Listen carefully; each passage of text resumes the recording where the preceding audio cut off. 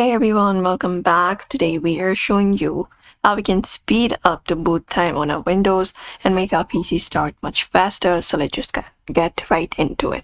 So we can start by disabling the starter programs. For that, you can go to your task manager, hit enter, and once you open up task manager, you can go over to the startup applications.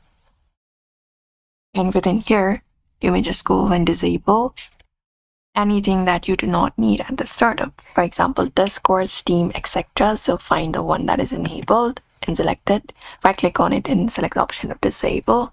And we just need to keep drivers or Microsoft items enabled. Then the next thing you can do is you can even turn on the fast startup. Press Windows+R for that and type in control and hit enter. And once you do that, you open up your control panel. You can go to power options. And within power options, you can choose what the power buttons do. So you can look out for balanced, customize your power plan here and turn on the fast startup and click on save and complete it up. That should also probably fix that issue and also remove the unnecessary startup application from your settings. So go to your settings and go to your apps. And within apps, you may just go to startup. And once you go to startup, what you can do is you can turn off any of the application that you do not want loading. So for example, if you do not want this Mac AV security scanner, you can turn it off. Or apart from that, if you do not want, for example, let's say widget launcher, you can turn it off by clicking on this toggle option right here and close this up apparently. And that should also fix the issue. And also turn off visual effects. Press Windows+R for that. And then just go over and type in sysdm.cpu.